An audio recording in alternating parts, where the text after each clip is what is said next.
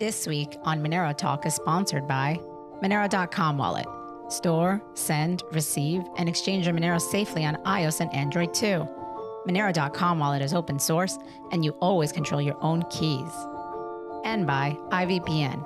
Resist online surveillance with IVPN, a privacy-focused, audited, and transparent VPN provider that accepts Monero directly. Monero.com wallet and IVPN are trusted and verified by the Monero community. Monero Talk is also made possible from contributions by viewers and listeners like you. And supporting us is easier than ever by typing in our YAT, free speech money, into your Monero.com or Cake wallet send address field to send us a tip. This week on Monero Talk. Doug and I headed off to Freedom Fest 2022 in Las Vegas, Nevada. We were happy to report yet again that it was a huge success. We served up fresh, gratuitous pour-overs this time and spoke to tons of freedom fighters about Monero, the importance of privacy, and true digital cash. Once again, thank you to Monero.com for helping fund part of our trip and the funds they provided for giveaways. It was truly a hit. Many were excited to receive a $10 Monero tip on the spot. Lots went on during this short trip, so please stay tuned for all the wonderful and interesting content.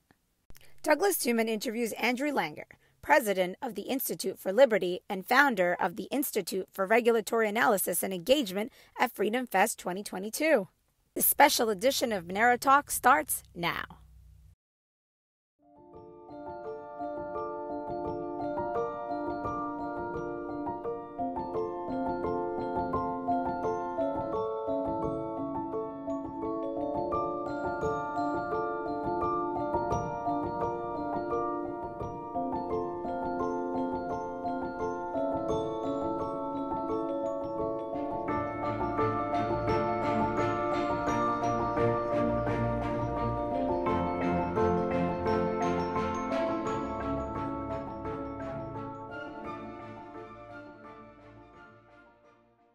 All right, we're back. I'm trying to talk to as many people as I can, but any person I engage with inevitably turns into an hour and a half conversation. All right, I don't have an hour and a half, but I can give you some time.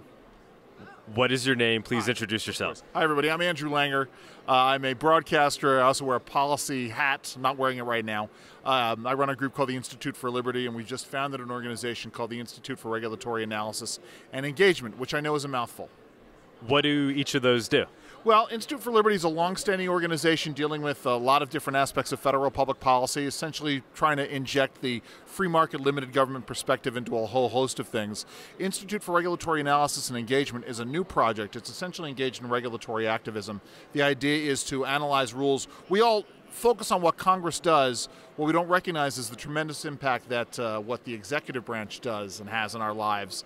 We are going to approach a moment where regulatory costs are about $7 trillion a year in the United States. Institute for Regulatory Analysis and Engagement hopes to tilt at that windmill a bit and inject, again, some kind of rational perspective into the rulemaking process.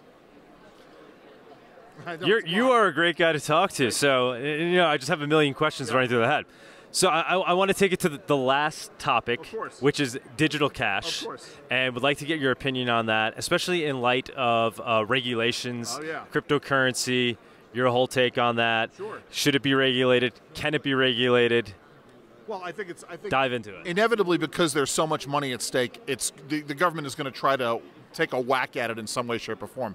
The problem, of course, is that if Congress doesn't act and sort of define what the terms are, define what cryptocurrency is and what it means in a regulatory regime, it's going to be left to the executive branch agencies, and they're going to make a massive mess of it. Plus, they have their own rationale for getting involved, is they want to be able to peer into the transactions themselves, which defeats the whole purpose of cryptocurrency. The reality is you can sort of look at it in one of four buckets, not that I want to get in, unless you want me to get into the weeds on this. Sure. But essentially the question comes down to whether or not cryptocurrency is a currency, like in the traditional sense of a currency, whether or not it is a commodity like gold or silver or pork bellies or what have you, or whether or not it's a security, or whether or not it's something else entirely. And I'm inclined to think that it's something else entirely, which is going to need a whole new regime if government is going to get involved in it, which they seem hell-bent on doing. Then they need to redefine what it is, because it's something entirely different. It's not any one of those things. If I had to put my finger on what it would be closest to, I would say it's closest to a commodity, and that you have to mine for it, and it's resource intensive, et cetera. But again, I think we need to go the other way. The problem, of course, is that as we move away from actual cash transactions into digital transactions, there's a whole privacy aspect that goes out the window. Again, which is why we have the whole idea of cryptocurrency, the idea of people being able to send money to somebody else and not have somebody else peering at them and looking over their shoulder when they do it. But that's the problem, is that the statists in government, the big government types generally, they want to be able to see every little detail. Like we've seen this in the last couple of years with Congress wanting to peer into, and the executive branch wanting to peer into the granular level of the transactions between people. I have a real problem with that. So are you aware of Monero and what it's trying to achieve? Only slightly. I just know. I think of Monero is a wallet, right? It's not. No. Monero is the anonymous, untraceable version of Bitcoin. Okay. All right. So it's the crypto of cryptocurrencies. Exactly. I like that. That should be the new line. You can have that one for free. So yes, Monero is trying to be true digital cash, okay. And there's many arguments as to why it has achieved that, okay. And it's currently the best at doing that. All right. But Monero aside, let's say something like that eventually does exist. Let's say Monero does actually achieve this. What role do you see that playing in society and in terms of its engagement with government? Can people just opt out into Monero, live amongst themselves in Monero, and not be bothered by regulations the government would want to put upon it? I'm sorry to interrupt, but folks have tried to do this in the past, right? That's how you get sort of to the concept of the barter economy, right? Where you're just sort of engaging in people making these sort of the free exchange of goods or services for one another and figuring out the unit of exchange that they want to do. The problem is anytime you want to get a sort of a set rate of exchange, invariably it's going to involve some kind of governmental entity, which is a problem here, right? This is where cryptocurrency inevitably bumps up against the very real reality of the societies that we're in. Is that someone's going to want to take a look at this. Government doesn't like it when people engage in private transactions between each other. I think there's a role for it, certainly, especially as we move further and further into the digital age, but it's a huge challenge. Is there some possible future where Monero just gets treated like traditional cash? All right, so the problem with that, of course, is that in order for that to happen, then government is going to have to take the step and say, okay, we're not going to step in here and intervene. And that would take probably a huge amount of public pressure in order for them to do that. I don't know if the wherewithal is there for the public to go and do that. All I know is that in terms of if anytime something becomes a mainstream thing, government wants its due and proper. On from a constitutional viewpoint. Let me just add. I'm sorry. Let me just add. I'm not saying that I want it to be that way. I'm just looking at it from the realistic perspective. No. Yeah, I get it. You seem like you know your stuff. So from a constitutional perspective, yeah. Do you think ultimately something like Monero, a true digital cash, there's arguments for why it should just be treated like traditional cash itself? I suppose, like free speech arguments. I suppose. I mean, again, and I don't remember specifically which article it is that the federal government has the power to coin, an issue currency. That's the sort of the issue there. I mean, right? Anytime you want to get into, it's a couple of different things, right? Because you've got the power to issue currency, then you've got the Congress's power to regulate interstate commerce, which up until the 1990s was sort of given the freest range of interpretations. I think in the end, keeping in mind what the Constitution is, right? The Constitution is a document that gives power to government and serves to constrain those powers vis-a-vis the rights of individuals. I think unless we get some greater enunciation as to what those rights of the individuals are, right, some greater discussion as to who we are, probably at some point in time it'll have to go through the court system to figure it out. And unless somebody makes that decision, the government is going to take as much of the power as they want to in terms of this.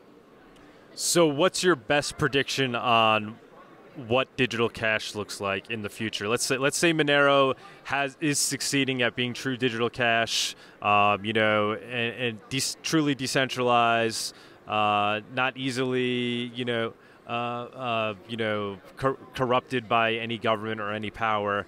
So where do you eventually find that sitting in society? What role does it end up playing? I think this gets into sort of the greater discussions that libertarians have about creating non-state societies, right, or digital societies in and of themselves.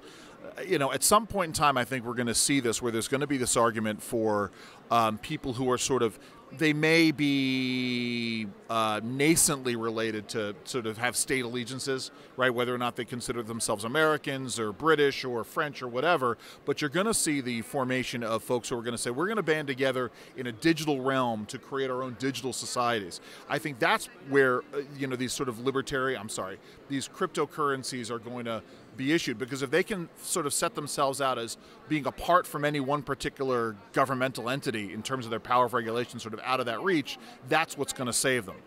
But then the problem is anybody who tries to do business with that digital currency within any sort of recognized governmental system, they're going to run into those problems. But I think this gets into, it's always difficult to predict the future, obviously, and it's good to sort of have these ideas. But we know where small L libertarians generally have been going. They're getting smarter about how they're doing these things. They're getting more innovative and inventive in terms of how they're viewing societal problems and how they're approaching them. And so as we sort of look to those non-state solutions, that's where I see the solutions to these cryptocurrency issues coming in. Awesome. Thank you so much, Matt. I greatly appreciate it. Thank you for joining us on this week's episode. We release new episodes every week. You can find and subscribe to our show on YouTube, Odyssey, iTunes, Spotify, Stitcher, or wherever you listen to podcasts. Go to MoneroTalk.live to subscribe for a full list of places where you can watch and listen.